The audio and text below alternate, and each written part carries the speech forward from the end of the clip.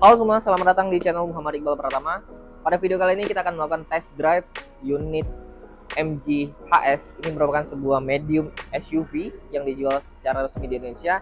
Dan kita tahu MG HS merupakan sebuah medium SUV yang memiliki kompetitor yang sangat ketat sekali. Di situ ada Honda CR-V Turbo, kemudian juga ada Wuling Almas RS, kemudian juga ada Mazda CX-5. Dan mobil ini punya value yang lebih dari mereka karena ada beberapa detail ataupun fitur yang lebih diunggulkan daripada MG HS ini. Kita sudah pernah buat video review lengkap seperti apa detail dari MG HS. Kalian bisa klik link yang ada di bagian atas. Dan pada video kali ini kita akan melakukan test drive seperti apa rasa berkendara dari MG HS yang ini, yang dilengkapi dengan fitur radar terbaru dari MG yang di video sebelumnya yang saya review itu belum dilengkapi dengan fitur-fitur radar tersebut, tapi yang sekarang itu dia ada tipe tertinggi yang dilengkapi dengan sistem radar yang diberi nama iSmart. Jadi tipenya itu adalah MG HS iSmart. Fiturnya itu dilengkapi dengan berbagai fitur radar seperti adaptive cruise control, lane keeping assist, and departure warning, rear stroke traffic alert, kemudian ada blind spot monitoring system, rem otomatis, serta dia bisa merayap di kemacetan menggunakan fitur adaptive cruise controlnya. Kita akan langsung saja lihat bagaimana rasa berkendara dari MG HS. Let's go.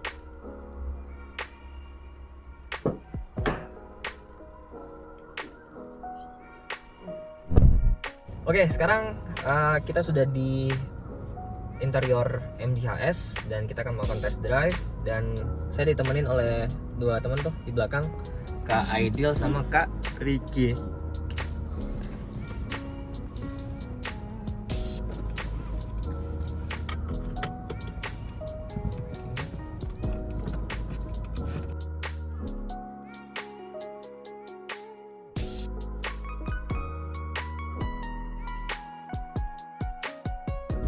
Oke, pertama-tama ini saya akan bahas dulu dari kekedapan mobilnya.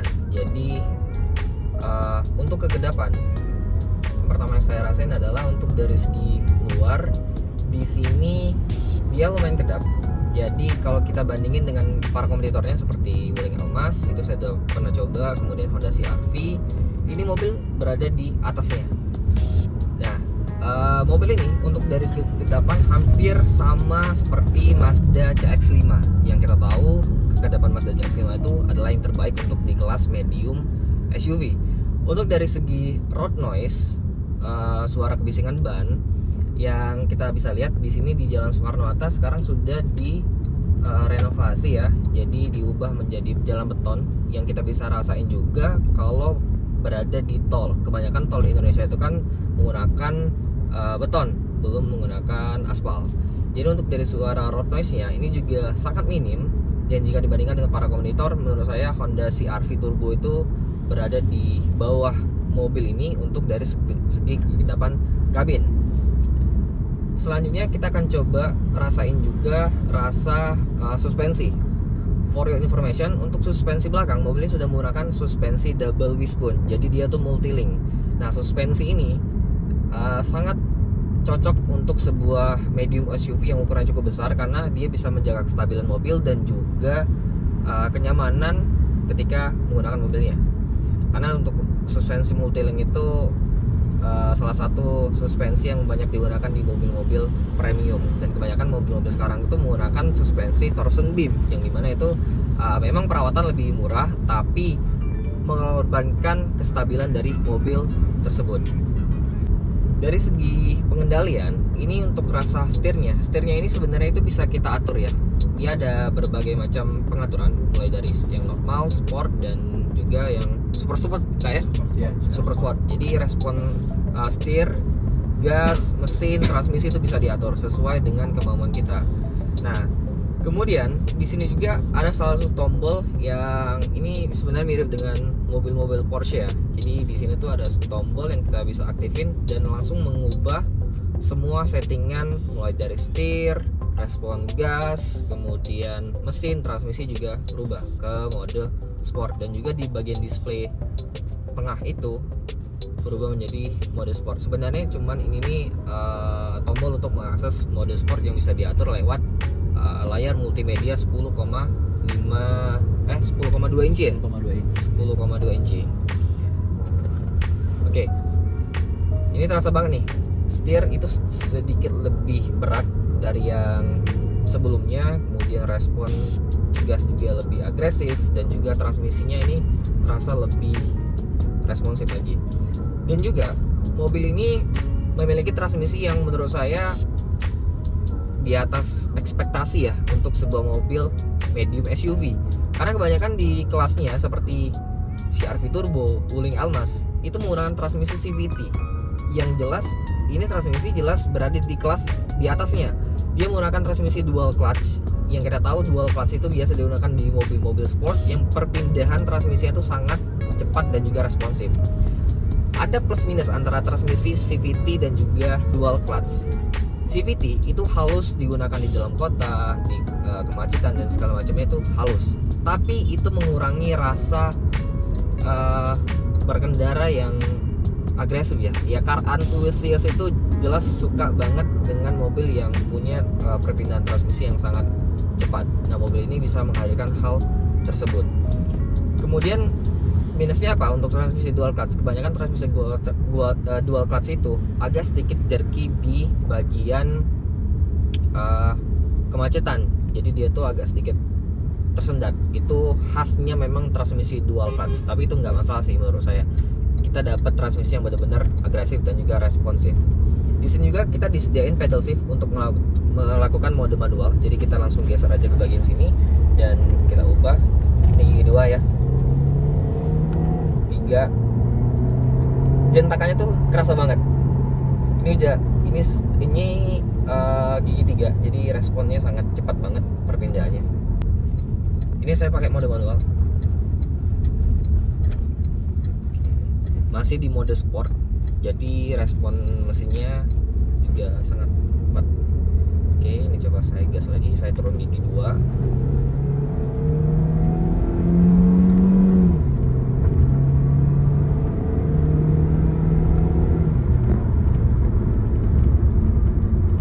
Jelas sangat beda kerasanya dengan transmisi CVT. CVT itu memang ada virtualnya ya, ada virtual 7 speed ataupun 8 speed.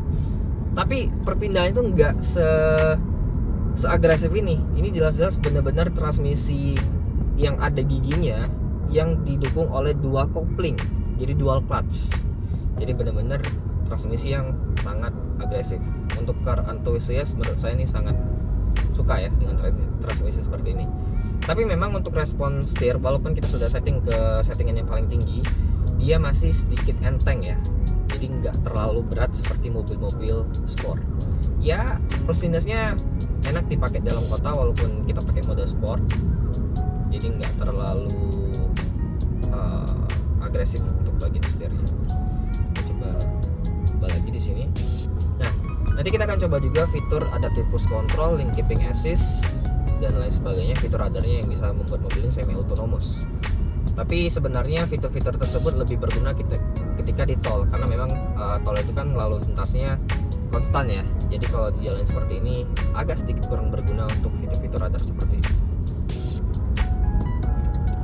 Kemudian untuk yang tipe ini dibandingkan yang saya review pas awal-awal launching, dia sudah punya kamera 360. Kemudian fitur radar tadi yang sangat lengkap di mobil ini, dan ya cuman itu bedanya. Jadi fitur radar di kamera 360, tambahan fiturnya cuman itu kak ya. Ada voice comment voice comment sama bisa connect ke smartphone. Oke. Smartphone itu bisa connect ke HP kita. Itu bisa akses apa tuh, buka kunci mobil, ya, AC bisa, sama lihat posisi mobil kita ada di mana. Oh, Find My Car. Ya. Oke, Find My Membatasi Car. jarak mobil, jarak mobil. Jarak mobil. Oke. Jadi kalau melewati batas dia nanti ada memberitahukan ke handphone kita. Oh, jadi kita kalau bisa setting ya, misalnya orang pinjam mobil kita, kita setting jaraknya berapa kilo dari Lewat dari situ Ya. ada peringatan. ya ke handphone gitu. Jadi sangat berguna sekali sih. Ya wajib sih untuk mobil-mobil zaman sekarang yang sudah punya fitur-fitur canggih, bisa connect ke smartphone. itu udah wajib sih untuk mobil yang sepremium ini. Tapi untuk MG HS ini OTR Palembang berapa kak untuk yang tipe tertinggi? 509 juta.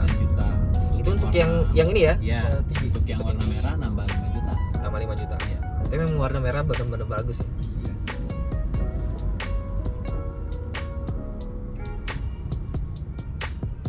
Nah seperti ini sebenarnya kita bisa aktifin fitur yang bisa merayap itu apa tuh namanya? Di sini tuh kita bisa lihat.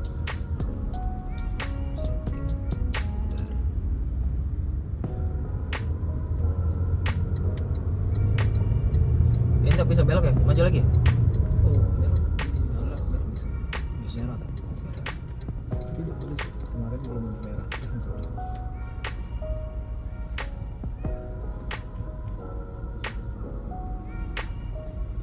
Fitur adaptive cruise control.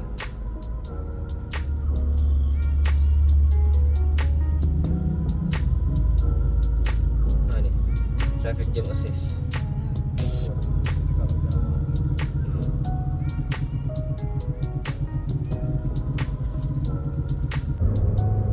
Wow, ini dari segi perpindahan transmisinya saya suka banget ya.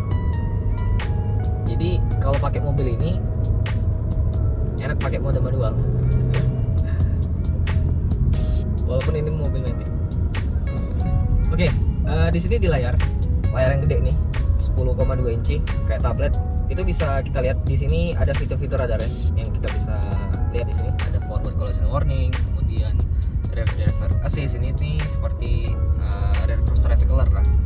Lane assist system itu seperti lane departure warning, traffic jam assist itu kita tuh bisa merayap jalan ya.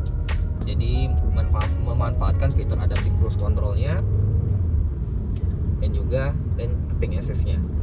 Nah, untuk mengaktifkannya di sini ada tombol nih di bagian sini, ada tuas. Jadi ini masuk ke mode biasa dulu.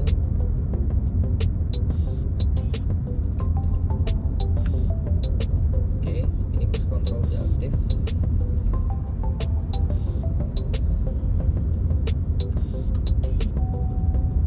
Oke, pilot.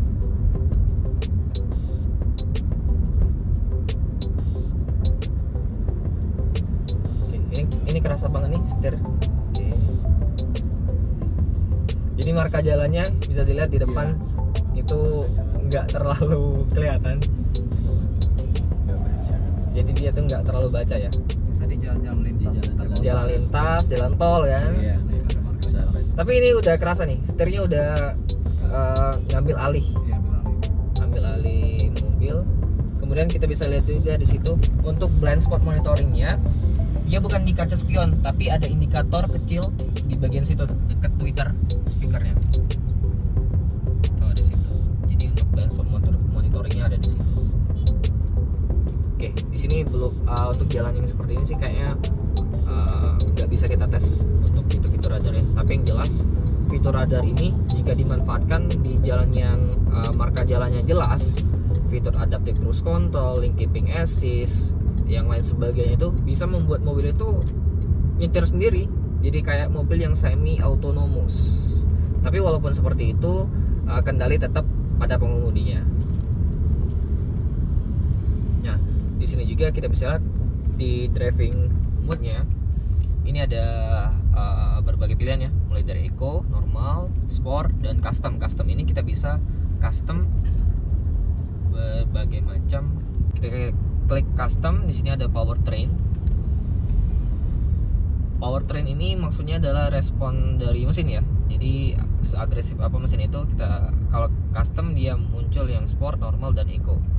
Nah, kita bisa custom di sini berbagai macam settingannya, mulai dari ambient light, driving mode-nya bisa dilihat di situ.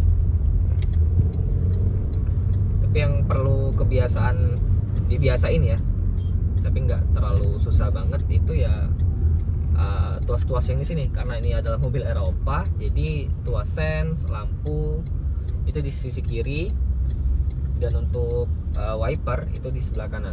Dan ketika kita belok ke kanan pun hidupin sen ke kiri, itu akan muncul view kameranya karena memang sudah 360. Dan kameranya saya lihat tadi benar-benar jernih. Dan juga ada guideline-nya, jadi kelihatan mobil itu setirnya mau ngarah kemana.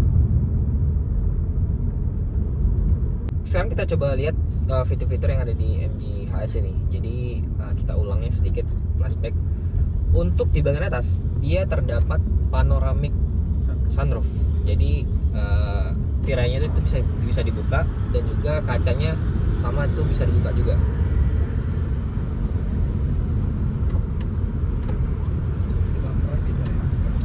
Covernya juga bisa. Covernya aja ya. Bisa maksimal. Bisa maksimal. Bisa dari voice comment mas kalau mau ini buka Buka sunroof. Iya. Kalau tutup bisa mas ya? Gimana? Tutup sunroof pakai voice comment. Bisa. Cuman dia startnya nggak harus berisik. Kalau ada berisik dia nggak. Oh, oke. Cuman startnya harus bahasa Inggris. Bahasa Inggris ya. Minusnya masih bahasa Inggris ya. Harus ini aksennya juga harus. Kalau Almas kan sudah pakai yang Ya, voice comment Indonesia. Kita mobil Eropa dia jadi lebih ke bahasa Voice Inggris. commentnya lebih bahasa Inggris Oke. deh.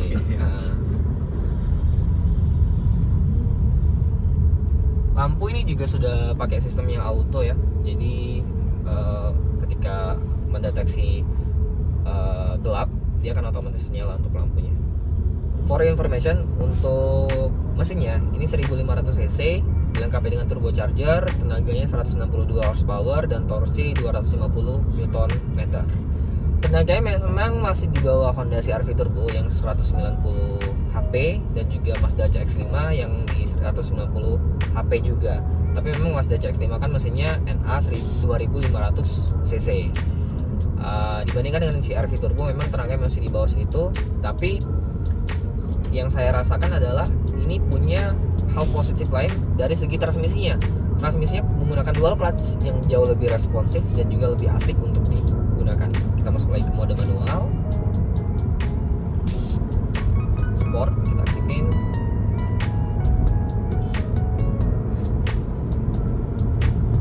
Yes, ini benar-benar saya suka sih untuk dari segi transmisi, mesin dan juga suspensi jelas. Ini suspensi luar biasa nyaman dan juga agresif. Jadi walaupun dia empuk tapi tetap stabil mobilnya. Beda dibandingkan ada beberapa mobil yang pernah saya tes juga, itu suspensi empuk tapi ketika belok kanan kiri salib mobil tuh mobilnya sedikit galing, agak sedikit nggak terlalu stabil. Ini benar-benar stabil mobilnya. Jadi kombinasinya sangat pas, nyaman tapi tetap stabil dengan transmisi dengan suspensi double wishbone-nya atau multilink.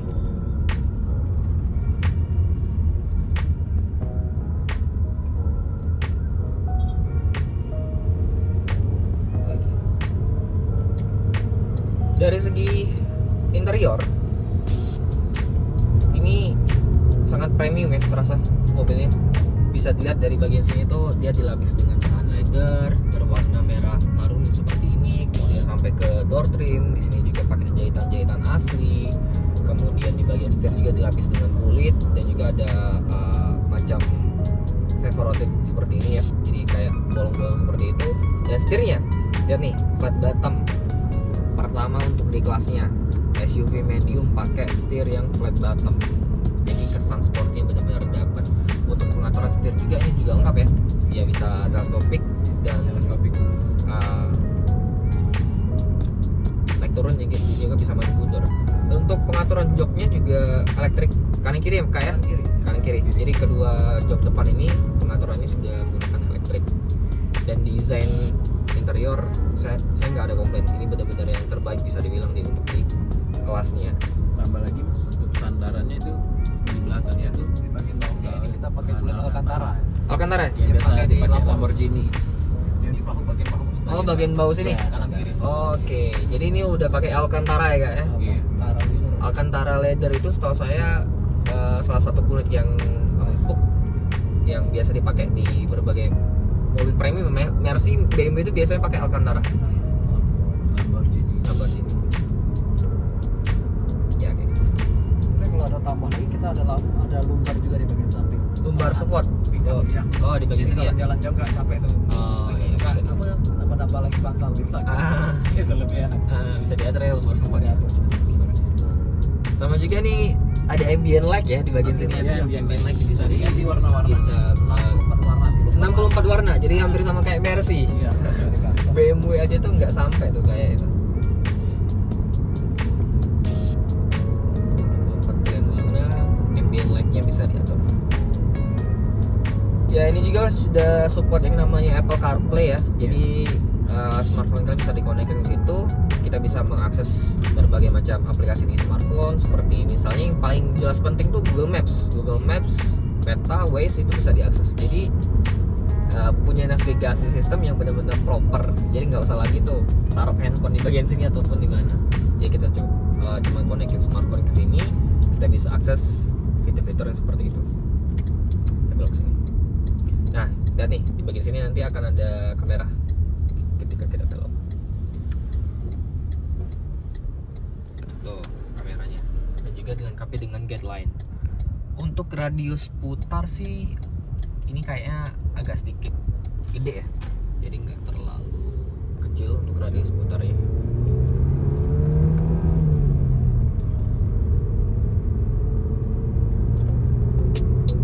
Ada tambah lagi mas? Ada salah satu lagi sih yang sebenarnya yang buat lebih keren sih, di mobil ini kita ada hologram sebenarnya Hologram di bawah spion. Di bawah Jadi spion. ada logo MG nanti ke bawah. Oh, oke. Kayak mobil Lamborghini kan ada hologramnya. Ketika kita masuk itu Iya. disambut ya. Di malam lebih logo. kelihatan. Oh, Saya nggak terang lebih kelihatan. kelihatan. Warnanya merah. Itu Oke, logo warna MG. merah. Nanti saya masukin di footage tuh. Oke, nanti. Gitu ya. Tambahan itu dibanding yang tipe di bawah ini itu salah satunya. salah satu ya Bedanya. bedanya. Lihat tadi bagian atas panoramic sunroof bener gede banget. Ya mirip-mirip lah dengan CR-V Turbo, Link Almas. Yang nggak punya ini cuman Mazda CX-5 tuh cuman sunroof di bagian sini, jadi belum panoramik. Oke, terima kasih buat semuanya yang sudah nonton video ini dari awal sampai akhir. Buat teman-teman yang khususnya di Kota Palembang yang mau lihat mobil MG, berbagai line up mobil MG, itu bisa langsung kunjungi dealernya di Jalan Soekarno-Hatta ya, di Ya. samping dealer Mazda. Atau bisa langsung kontak marketing yang ada di deskripsi di bawah, itu bisa saya taruh nomor kontaknya, nomor Kak Aidil sama nomor Kak Riki juga Iya. ada di bawah nanti. Bisa kalian kontak di situ, tanya-tanya tentang produk MG. Dan di dealer ini juga kita menyediakan apa Kak? Bisa servis, Service. spare part juga bisa ya, lengkap ya. Spare part. Kita free service oli sama part selama 4 tahun. 4 tahun. Iya. Jadi selama 4 tahun itu cuma isi bensin. Cuma isi bensin. Jadi masalah spare part kita sih aman gitu. Oke. Untuk garansi mesin kita Garansi 5 tahun. Garansi mesin 5 tahun. Tanpa batasan kilometer. Tetap itu udah kayak memang warranty mobil Eropa kayak gitu tuh.